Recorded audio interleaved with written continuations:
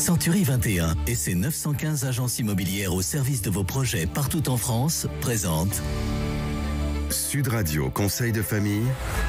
C'est l'heure de conseil de famille. Bonsoir Stéphane Moller. Bonsoir Philippe. Stéphane, vous êtes associé au sein du cabinet Via. Nous vous retrouvons chaque soir pour parler finances, immobilier, droit de la famille. En fait, pour parler gestion de patrimoine. Aujourd'hui, on répond à Lucien qui, en écho aux chroniques de Maître Leroux de la semaine dernière, nous demande s'il est préférable de faire une donation entre époux ou un testament. Eh bien, comme d'habitude, il n'y a pas de réponse toute faite, mais quelques avantages ou inconvénients dans chacun des cas qui permettront à chacun de trouver sa bonne formule. Sans doute faut-il rappeler ce qu'est une donation entre époux pour répondre à la question. On vous écoute.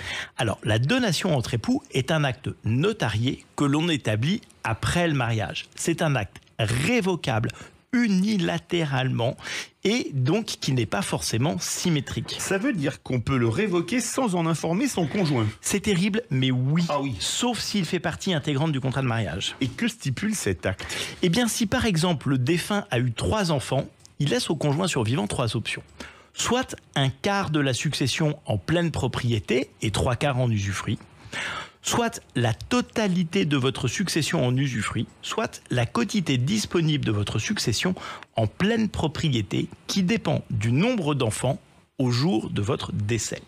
En fait, s'il y a un enfant, vous pouvez récupérer la moitié de la succession. S'il y a 2 enfants, un tiers de la succession. Et s'il y en a 3 ou plus, c'est un quart de la succession que vous pouvez récupérer.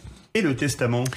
Eh bien, dans un testament, il est possible de définir de son vivant la façon dont on souhaite répartir son patrimoine entre ses différents ayants droit, à condition évidemment de respecter les quotités disponibles, c'est-à-dire de ne léser aucun enfant. C'est plus souple, non ? Alors, le testament offre 2 avantages majeurs par rapport à la donation entre époux. D'une part, celui d'être effectivement beaucoup plus souple et précis dans la façon dont on souhaite répartir son patrimoine. D'autre part, il retire au conjoint survivant le poids de devoir lui-même choisir, parfois au détriment des enfants du conjoint, l'option qui lui convient le mieux. Actionner certaines options de donation entre époux peut poser problème dans le cas de famille recomposée, alors que le testament mettra toute la famille devant le fait accompli et permettra sans doute aux enfants du défunt de mieux accepter la succession. Quel est l'inconvénient majeur du testament ? Eh bien, le testament est par nature figé, alors que le patrimoine évolue.